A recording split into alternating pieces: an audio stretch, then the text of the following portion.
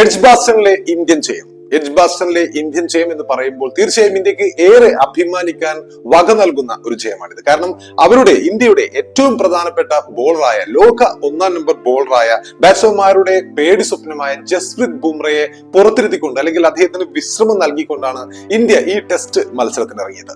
ഇന്ത്യയെ സംബന്ധിച്ചിടത്തോളം നമുക്കറിയാം 20 വിക്കറ്റുകൾ വീഴ്ത്തിയാലാണ് ഒരു ടെസ്റ്റിൽ നമുക്ക് വിജയിക്കാൻ സാധിക്കുക. അപ്പോൾ ഇന്ത്യയെ സംബന്ധിച്ചിടത്തോളം അവരുടെ പ്രധാന ബോളറായ ജസ്പ്രീത് ബുംറ ആദ്യ ടെസ്റ്റിൽ കളിച്ചിരുന്നു. ആദ്യ ടെസ്റ്റിൽ അദ്ദേഹം 5 എടുത്തത് നമ്മൾ കണ്ടതാണ്. അപ്പോൾ ഈ ടെസ്റ്റിലേക്ക് ഇറങ്ങുമ്പോൾ ബുംറയ്ക്ക് വിശ്രമം നൽകിയത് വലിയ രീതിയിൽ ചർച്ചയായിരുന്നു. AB ഡിവിലിയേഴ്സ് അടക്കം, രവിശാസ്ത്രി അടക്കം, സുനിൽ ഗവാസ്കർ അടക്കം എല്ലാവരും എന്തിനാണ് ബുംറയെ ഇങ്ങനെ പുറത്തിരുത്തിയത്? ടീമിലെ പ്രധാനപ്പെട്ട ബോളറായ ബുംറയെ പ്രധാനപ്പെട്ട ഒരു ടെസ്റ്റ് മത്സരത്തിന് ഇറങ്ങുമ്പോൾ, അതും 1-0 ഇന്ത്യ പിന്നിൽ നിൽക്കുന്ന സമയത്ത് അദ്ദേഹത്തിന് വിശ്രമം നൽകിയത് ശരിയായില്ല എന്ന് പറഞ്ഞുകൊണ്ട് അഭിപ്രായ പ്രകടനങ്ങളുമായി രംഗത്ത് വന്നിരുന്നു. കളി പണ്ഡിറ്റുകളൊക്കെയും ഇന്ത്യയുടെ ആ തീരുമാനത്തെ, ഗൗതം ഗംഭീറിന്റെ ആ ഒരു തീരുമാനത്തെ ഏറെ വിമർശിച്ചിരുന്നു ആ സമയത്ത്. പക്ഷേ അതിനുശേഷം നമ്മൾ കണ്ടത്, എഡ്ജ്ബാസ്റ്റണിൽ കണ്ടത് ചരിത്രമാണ്. ശുഭ്മാൻ ഗിൽ എന്ന നായകൻ, അദ്ദേഹം തന്റെ ക്യാപ്റ്റൻസി മികവ് കൊണ്ടും അതുപോലെ ബാറ്റിംഗിലെ തന്റെ കൃത്യത കൊണ്ടും ടീമിനെ മുന്നിൽ നിന്ന് നയിച്ച മത്സരമായിരുന്നു. തീർച്ചയായും വിരാട് കോഹ്ലിക്കും രോഹിത് ശർമ്മയ്ക്കും പകരക്കാരനാകാൻ തക്ക വണ്ണമുള്ള മരുന്ന് തന്നിലുണ്ട് എന്ന് കൃത്യമായും തെളിയിക്കുന്ന മത്സരമായിരുന്നു ശുഭ്മാൻ ഗിലിനെ സംബന്ധിച്ചിടത്തോളം എഡ്ജ്ബാസ്റ്റണിലെ ഈ ടെസ്റ്റ്. ആദ്യ ഇന്നിംഗ്സിൽ ഡബിൾ സെഞ്ചുറി നേടുന്നു, രണ്ടാമത്തെ ഇന്നിംഗ്സിൽ 169 റൺസ് നേടുന്നു. ടോട്ടൽ എടുത്ത് നോക്കുമ്പോൾ ഒരു ടെസ്റ്റിൽ ഏറ്റവും കൂടുതൽ റൺസ് നേടുന്ന ഒരു താരത്തിന്റെ, ഇന്ത്യൻ താരത്തിന്റെ സർവ്വകാല റെക്കോർഡ്, സുനിൽ ഗവാസ്കറിന്റെ റെക്കോർഡും തകർത്തുകൊണ്ട് അദ്ദേഹം മുന്നിൽ നിന്ന് നയിച്ച മത്സരമായിരുന്നു എഡ്ജ്ബാസ്റ്റണിലേത്. അപ്പോൾ ബുംറ ഇല്ലാത്ത ഈ മത്സരം എന്ത് സംഭവിക്കും എന്നുള്ള സംശയത്തിലായിരുന്നു ആരാധകരൊക്കെയും. ഒരാൾ പോലും ഇന്ത്യ ഈ ടെസ്റ്റ് ജയിക്കുമെന്ന് കരുതി കാണില്ല. കാരണം പ്രധാന ബോളറായ ബുംറ പുറത്തിരിക്കുകയാണ്. പക്ഷെ ബുംറ ഇല്ലാത്ത സമയത്ത്, ബുംറയുടെ അഭാവത്തിൽ അത് നേളിക്കാതെ 20 വിക്കറ്റുകളും എടുത്തിരിക്കുകയാണ് ഇന്ത്യൻ പേസർമാർ. ഇന്ത്യൻ പ്രധാനപ്പെട്ട ബോളർ എന്ന് പറയുമ്പോൾ 10 വിക്കറ്റ് നേട്ടവുമായി ആകാശ് ദീപ് ഈ മത്സരത്തിൽ മുന്നിൽ നിന്ന് നയിച്ചപ്പോൾ സിറാജ് ആദ്യ ഇന്നിംഗ്സിൽ 6 വിക്കറ്റുമായി കളം നിറഞ്ഞു നിൽക്കുകയുണ്ടായി. നേരത്തെ നമ്മൾ കഴിഞ്ഞ ദിനം സിറാജിനെ കുറിച്ച് പറഞ്ഞിരുന്നു. സിറാജ് ബുംറ ഉള്ള സമയത്ത് എല്ലാ വിശ്വാസങ്ങളും ബുംറയിൽ അർപ്പിക്കുന്നു, ബുംറ ഇല്ലാത്ത സമയത്ത് തന്നിൽ തന്നെ വിശ്വസിച്ചുകൊണ്ട് ടീമിനെ മുന്നിൽ നിന്ന് നയിക്കുന്നു. സിറാജ് ആദ്യ ഇന്നിംഗ്സിൽ 6 വിക്കറ്റ് നേടിയപ്പോൾ ആ സമയത്ത് 4 വിക്കറ്റുമായി ആകാശ് ദീപും തിളങ്ങിയിരുന്നു. ഇംഗ്ലണ്ടിന്റെ രണ്ടാം ഇന്നിംഗ്സിൽ അവരുടെ ബാറ്റിംഗ് നിരയെ തകർത്തെറിഞ്ഞത് ആകാശ് ദീപ് അദ്ദേഹത്തിന്റെ ഏറ്റവും മികച്ച പന്തുകളിലൂടെ ആദ്യ ദിവസം തന്നെ ജോ റൂട്ടിനെയൊക്കെ ഔട്ടാക്കിയ ആ പന്ത് എന്ന് പറയുമ്പോൾ മാസ്റ്റർ ക്ലാസ് എന്ന് തന്നെ വേണം പറയാൻ. അപ്പോൾ ഇംഗ്ലണ്ട് ബാറ്റർമാരെ തികച്ചും അസ്തപ്രജ്ഞനാക്കിക്കൊണ്ട് ആകാശ് ദീപ് എറിഞ്ഞിടുകയായിരുന്നു. 6 വിക്കറ്റുകൾ, 6ഉം 4ഉം 10 വിക്കറ്റുകൾ. ചേതൻ ശർമ്മയ്ക്ക് ശേഷം 86-ൽ ചേതൻ ശർമ്മ ഇംഗ്ലണ്ടിനെതിരെ 10 വിക്കറ്റ് നേടിയിരുന്നു ഇംഗ്ലണ്ടിന്റെ മണ്ണിൽ. അതിനുശേഷം 86-ന് ശേഷം ഏതാണ്ട് 40 വർഷങ്ങൾക്ക് ശേഷമാണ് ഒരു ഇന്ത്യൻ ബോളർ ഇംഗ്ലണ്ടിൽ 10 വിക്കറ്റ് നേട്ടം ഒരു ടെസ്റ്റിൽ കൊയ്യുന്നത്. അപ്പോൾ അത്രയും പ്രലോങ്ഡ് ആയിട്ടുള്ള, അത്രയും വലിയൊരു വർഷം ആ ഒരു റെക്കോർഡ് ആകാശ് ദീപ് തന്റെ പേരിൽ എഴുതി ചേർക്കുകയായിരുന്നു. അദ്ദേഹത്തിന്റെ അൺപ്ലേയബിൾ പന്തുകൾ, പ്രധാനമായും നേരത്തെ പറഞ്ഞതുപോലെ ജോ റൂട്ടിനെ ഔട്ടാക്കിയ പന്ത്, അതിനുശേഷം ഇന്ന് ബാറ്റ്സ്മാരെയൊക്കെയും അരിഞ്ഞിട്ട പന്ത്, ഒരുപാട് ക്രെഡിറ്റ് അർഹിക്കുന്നു. ബുംറയുടെ അഭാവത്തിൽ ടീമിനെ മുന്നിൽ നിന്ന് നയിക്കാൻ താൻ പ്രാപ്തനാണെന്ന്, ബോൾ കൊണ്ട് വിക്കറ്റുകൾ എടുക്കാൻ താൻ പ്രാപ്തനാണെന്ന് തെളിയിക്കുകയായിരുന്നു ആകാശ് ദീപ്. അതിനൊപ്പം തന്നെ സിറാജിന്റെ പ്രകടനവും നമ്മൾ എടുത്തു പറയേണ്ടിയിരിക്കുന്നു. സിറാജ് ഈ മത്സരത്തിൽ 4-ാം ഇന്നിംഗ്സിൽ മികച്ചൊരു ക്യാച്ചുമായി, അദ്ദേഹത്തിന് 1 വിക്കറ്റ് മാത്രമേ ലഭിച്ചിട്ടുള്ളൂ എങ്കിലും ഒരു മികച്ച ക്യാച്ചുമായി ടീമിനെ വിജയത്തിലേക്ക് നയിക്കുന്നതിൽ നിർണായക പങ്ക് വഹിച്ചിട്ടുണ്ട്. ആകാശ് ദീപ് അദ്ദേഹം ഈ മത്സരശേഷം അദ്ദേഹത്തിന്റെ ഈ ഒരു നേട്ടം അദ്ദേഹം സമ്മാനിച്ചിരിക്കുന്നത്, അല്ലെങ്കിൽ ഈ നേട്ടം സമർപ്പിച്ചിരിക്കുന്നത് അദ്ദേഹത്തിന്റെ സഹോദരിയും, ക്യാൻസർ ബാധിതയായ അദ്ദേഹത്തിന്റെ സഹോദരിക്കാണ്. ഏതാണ്ട് 2 മാസങ്ങൾക്ക് മുമ്പായിരുന്നു അവർക്ക് ക്യാൻസർ ഉണ്ട് എന്ന് സ്ഥിരീകരിച്ചത്. അതിനുശേഷം ഒരുപാട് ചികിത്സകൾ നടത്തുകയുണ്ടായി. ഇപ്പം അവർ സ്റ്റേബിൾ ആണ്. ആകാശ് ദീപ് ഈ മത്സരശേഷം അവർക്ക് വേണ്ടിയിട്ടാണ്, തന്റെ സഹോദരിക്ക് വേണ്ടിയിട്ടാണ് ഈ ഒരു നേട്ടം സമർപ്പിച്ചിരിക്കുന്നത്.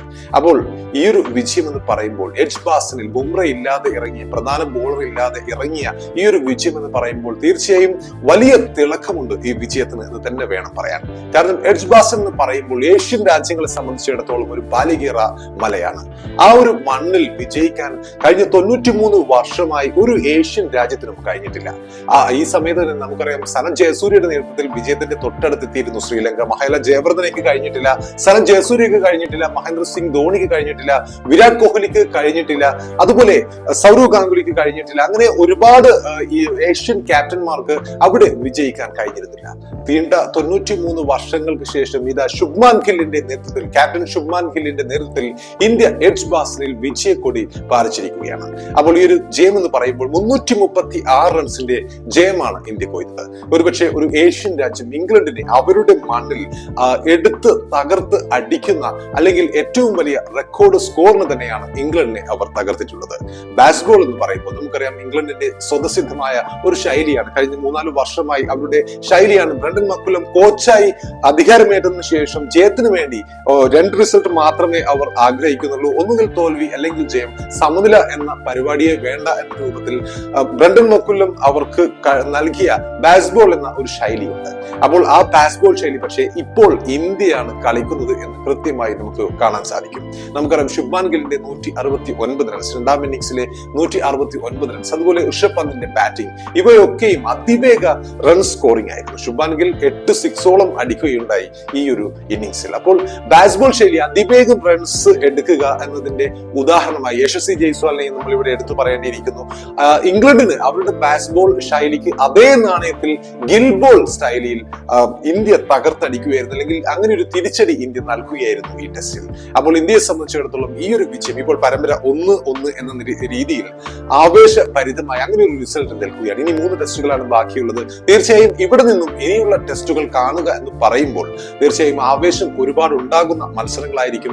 ഇംഗ്ലണ്ടിന് തിരിച്ചു വരേണ്ടതുണ്ട്. അതുപോലെ ഇന്ത്യക്ക് ഈ ഒരു വിജയ പരമ്പര അല്ലെങ്കിൽ ഈ ഒരു വിജയം അടുത്ത മത്സരങ്ങളിലും തുടരേണ്ടതുണ്ട്. അടുത്ത മത്സരത്തിൽ തീർച്ചയായും ലോർഡ്സ് ടെസ്റ്റിൽ ബുംറ തിരിച്ചെത്തും. അതുപോലെ ഇംഗ്ലണ്ട് നിരയിൽ ജോഫ്ര ആർച്ചറിനെ അവർ പരീക്ഷിക്കാനുള്ള സാധ്യതയുമുണ്ട്. അപ്പോൾ നമുക്കറിയാം ഈ ഒരു ടെസ്റ്റ് പരമ്പര തുടങ്ങുന്നതിന് മുമ്പ് ഒരുവിധം പണ്ഡിറ്റുകളൊക്കെയും ഇംഗ്ലണ്ട് ഒരു 4-0 ജയിക്കുന്നു, അല്ലെങ്കിൽ 3-2 ജയിക്കുന്നു, 5-0 ജയിക്കുന്നു എന്നൊക്കെ പ്രവചിച്ചവരുണ്ട്. അപ്പോൾ നമുക്കറിയാം ഇന്ത്യയെ സംബന്ധിച്ചിടത്തോളം വളരെ ലെജൻഡ്സ് ആയ 3 കളിക്കാർ ഇന്ത്യയുടെ ഈ ഒരു ഇന്ത്യൻ വൈറ്റ് ജേഴ്സിയിൽ ഇപ്പോൾ ഇല്ല.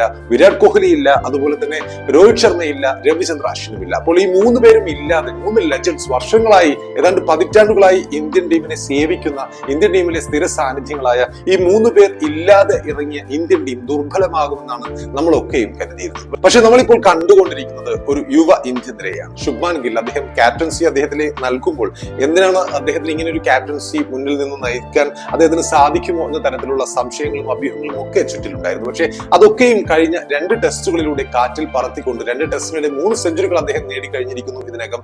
അപ്പോൾ അതൊക്കെയും കാറ്റിൽ പറത്തിക്കൊണ്ട് അദ്ദേഹം ടീമിനെ മുന്നിൽ നിന്ന് നയിക്കുന്ന കാഴ്ചയാണ് നമ്മൾ കണ്ടുകൊണ്ടിരിക്കുന്നത്. അതുപോലെ യുവതാരങ്ങളായ യശസ്വി ജയ്സ്വാൾ മികച്ച ഫോമിൽ കളിക്കുന്നു. ഋഷഭ് പന്ത് കഴിഞ്ഞ ടെസ്റ്റിൽ 2 ഇന്നിംഗ്സിലും സെഞ്ചുറി നേടിയ താരമാണ്. അതുപോലെ ഈ മത്സരത്തിലും അദ്ദേഹം മികച്ച ഫോമിൽ കളിക്കുകയുണ്ടായി. എവർഗ്രീൻ രവീന്ദ്ര ജഡേജയും ഈ ടെസ്റ്റ് മത്സരത്തിൽ 2 അർദ്ധശതകങ്ങളുമായി തിളങ്ങുകയുണ്ടായി. അപ്പോൾ മൊത്തത്തിൽ നോക്കുമ്പോൾ ഇന്ത്യയുടെ ബാറ്റിംഗ് നിര ശക്തമായി തുടരുന്ന കാഴ്ചയാണ് നമ്മൾ കണ്ടുകൊണ്ടിരിക്കുന്നത്. അതുപോലെ KL രാഹുലും ഓപ്പണിംഗിൽ തന്റെ സ്ഥാനം അരക്കിട്ടുറപ്പിക്കുന്ന പ്രകടനമാണ് കാഴ്ചവെച്ചുകൊണ്ടിരിക്കുന്നത്. അതുപോലെ ബോളേഴ്സും ആകാശ്ദീപ് മികച്ച ഫോമിലാണ്, അതുപോലെ സിറാജും മികച്ച ഫോമിലാണ്. ഒരു വീക്കസ്റ്റ് കണ്ണി എന്ന് പറയാൻ കഴിയുന്നത് പ്രസിദ്ധ് കൃഷ്ണയെ മാത്രമാണ്. അപ്പോൾ പ്രസിദ്ധ് കൃഷ്ണയ്ക്ക് പകരം അടുത്ത ടെസ്റ്റിൽ ജസ്പ്രീത് ബുംറ തിരിച്ചെത്തുമ്പോൾ തീർച്ചയായും ഇന്ത്യൻ നിര എന്തിനും പോകുന്നവരാണ് എന്ന് തെളിയിക്കുന്ന ഒരു 11 തന്നെയാകും ലോർഡ്സിൽ കളിക്കാൻ ഇറക്കുക. അപ്പോൾ ഇന്ത്യയെ സംബന്ധിച്ചിടത്തോളം ഈ ഒരു വിജയം, എഡ്ജ്ബാസ്റ്റനിലെ 93 വർഷത്തിന് ശേഷം ഒരു ഏഷ്യൻ കൺട്രി നേടുന്ന വിജയം, തീർച്ചയായും ഇത് ആഘോഷിക്കാനുള്ള വിജയം തന്നെയാണ്.